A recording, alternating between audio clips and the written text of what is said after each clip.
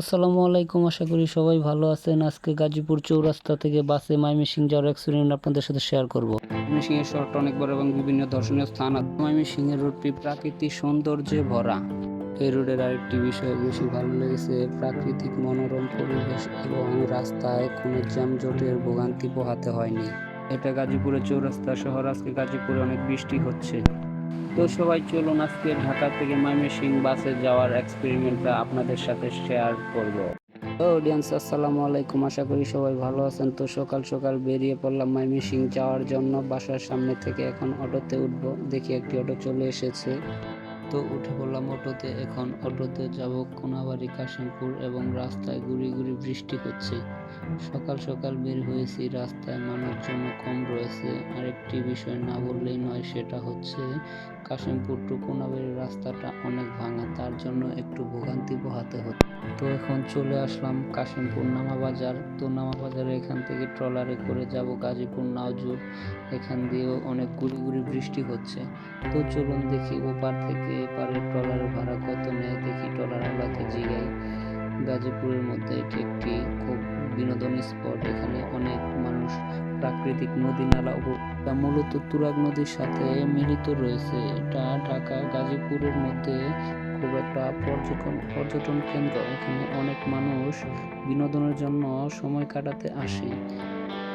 আপনারা দেখতে পাচ্ছেন এখানে অনেক সারি সারি ট্রলার রয়েছে, যেগুলো মানুষ বিনোদনের জন্য ভাড়া করে। তো ফাইনালি ওপারে যাওয়ার জন্য আমাদের ট্রলারটি ছেড়ে দিয়েছে। সে হচ্ছে আমাদের ট্রলারের ড্রাইভার। তার সাথে কিছুক্ষণ কথা বললাম, কথা বলে খুব ভালোই লাগলো। মনে হলো সে খুব ভালো মনের একজন মানুষ। দেখে মনে হয় সাদা সিধা মানুষ। আমার মনে হলো সে খুব ভালো। বাইরে বৃষ্টি হচ্ছে, তাই সে ভিতরে চলে গেল।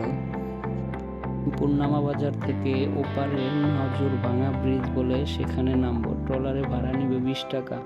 তাই সকাল সকাল বাসা থেকে বেরিয়ে পড়েছিলাম এবং বাসা থেকে বেরিয়ে সকালের আবহাওয়াটা উপভোগ করি। এবং সকাল সকাল নদীর এত সুন্দর একটা ভিউ দেখতে পাবো কখনো মনে করিনি।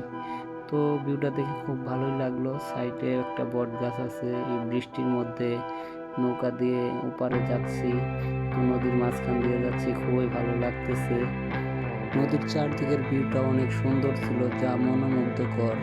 নৌকার মধ্যে আরো অনেক যাত্রী আছে, তারা সবাই নৌকার ভিতরে বসেছে। আমি একাই শুধু ছাদে আছি নৌকাতে। এত সুন্দর একটা ভিউ দেখার জন্য নৌকার ছাদে উঠেছিলাম। তো চলে আসলাম ভাঙা ব্রিজ। এখান থেকে সরাসরি অটো নিয়ে যাব গাজীপুর চৌরাস্তা।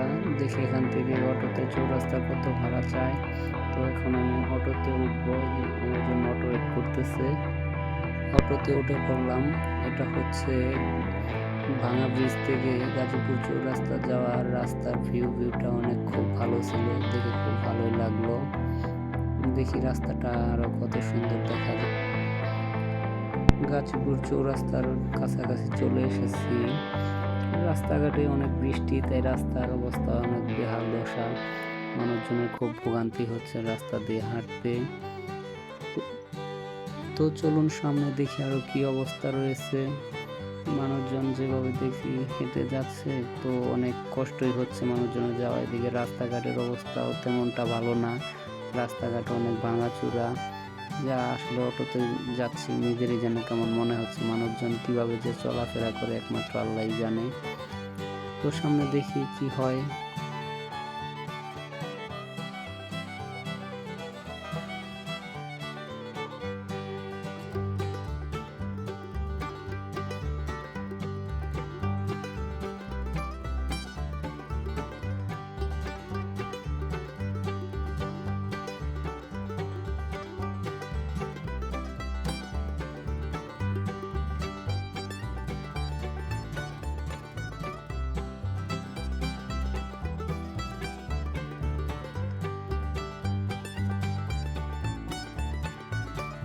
এখন অটো থেকে নামবো। এটা হচ্ছে গাজীপুরের চৌরাস্তার ভিউ।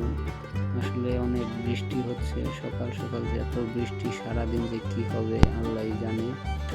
তো আমি এখন রাস্তা দিয়ে হেঁটে যাব, দেখি ময়মনসিংহ যাওয়ার গাড়ি কোন গাড়িতে যাওয়া যায়, ভাড়া কত চায়। তো সকল বিষয় আপনাদের জানাবো। এখন আমি যাব ময়মনসিংহের গাড়ির কাছে, দেখি কোন গাড়িতে যাওয়া যায়।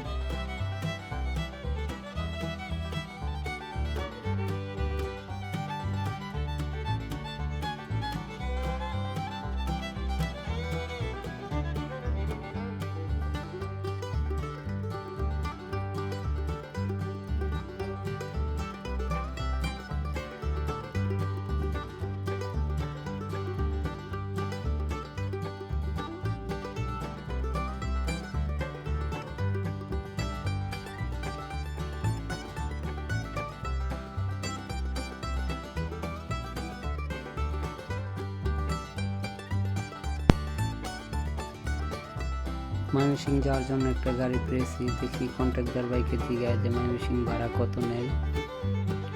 তো ওনাকে জিজ্ঞাসা করলাম, উনি বলতেছে 300 টাকা ভাড়া। তো ওনাকে আমি বললাম যে ভাড়াটা ভাই খুব বেশি হয়ে যায়, তো এত টাকা না। তো সে বলতেছে যে না, আরো 50 টাকা কম রাখা যাবে, 250 টাকা রাখা যাবে। আমি বললাম যে না, গাড়ি ভাড়া তো 200 টাকা, যদি হয় তাহলে আমাকে নিতে পারেন, কারণ আমি জানি যে 200 টাকা গাড়ি ভাড়া। আর গাজীপুর চৌরাস্তা থেকে ময়মনসিং। দেখি এখানে আরেকটা গাড়ি পেয়েছি, উনি কত ভাড়া চায়। তো মামা গাড়ি ভাড়া কত ময়মনসিং? তো উনি বলতেছে যে 300 টাকা। আমি বললাম পিছনের গাড়িও চাই 300, তুমিও চাইতেছো 300, ভাড়া তো অ্যাকচুয়ালি 200 টাকা। উনি বলতেছে যে না মামা 250 টাকা দিও। পরে বললাম না মামা 200 টাকা হলে বলো। পরে বলতেছে ওঠেন মামা 200 টাকা, আপনি যাইতেছেন 300 টাকা দিয়েন। পরে বললাম না 200। তো গাড়িতে উঠে পড়লাম। উঠেই আমার কপালটা খুব ভালো যে সামনের সিটটা পেয়েছি। তো আর অনেক যাত্রী কম আছে গাড়িতে, তো যাত্রী নিবে, তার জন্য একটু লেট করতেছে, গাড়ি এখনো ছাড়ে নাই কাম। তো কন্ট্রাক্টর বলতেছে যে মামা আপনাদের ময়মনসিং শহরে ঘুরতে যাচ্ছেন, তো ভালো করে ভিডিও করে নিয়ে এসেন যাতে আপনাদের অডিয়েন্সগুলা ভালো করে আমাদের শহরটা দেখতে পারে। তো বললাম তা তো অবশ্যই, তার জন্যই তো যাচ্ছি। ওই যে পিছনে আরেকজন ক্যামেরা ধরে ছবি উঠানোর জন্য। চালায় যাও। গাজীপুর চৌরাস্তা থেকে ময়মনসিং যাওয়ার গাড়িটা ছেড়ে দিয়েছে, প্রায় 30 মিনিটের মতো লেট করছে। লেট করে গাড়িটা ছাড়ছে। তো আমি যে টাইমে ভাবছিলাম ছাড়বো, সেই টাইমে ছাড়ে নাই, অনেক লেট করছে গাড়িটা। আচ্ছা যাই হোক, সামনের সিট পেয়েছি, ভালোভাবে দেখতে যেতে পারবো। দেখি যাই সামনে কি অবস্থা হয়। তো সবাই পাশে থাকেন। তো দেখি সামনে কি হয়, চলুন দেখি।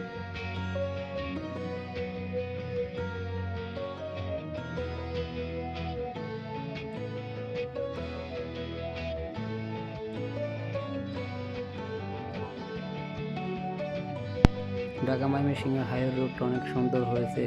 চারপাশে প্রকৃতির অনেক সুন্দর পরিবেশ রয়েছে, যেখানে অনেক সুন্দর সুন্দর ফুল গাছ এবং সাইডে পাহাড়ি বনাঞ্চল রয়েছে, যা আসলে এই রোড দিয়ে গেলে মানুষকে অনেক মনোমুগ্ধকর করে। তো আশা করি সবাই যদি এদিকে আসেন তো এই রোডে যাবেন। তো এই রোডে গেলে মানে প্রাকৃতিক পরিবেশটা আর কি, পাহাড়ি পরিবেশটা অনুভব করতে পারবেন, খুব ভালো লাগবে আপনাদের কাছে।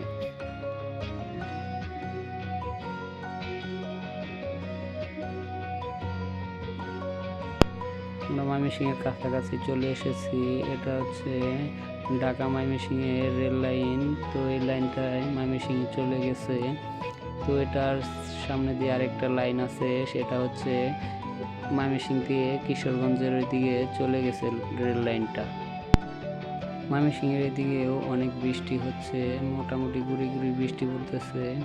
তো আমি আর গাড়ি থেকে নামলাম না, আমি প্ল্যান করলাম নদীর, এটা একটা নদী আছে ব্রহ্মপুত্র নদী বলে, নদীর ওপারে নামবো। তো ব্রিজটাকে একটু ভিডিও কভার করার জন্য তো মনে করলাম যে আমি একটু নদীর ওপারে যান, আমি ব্রিজটা একটু উপভোগ করি।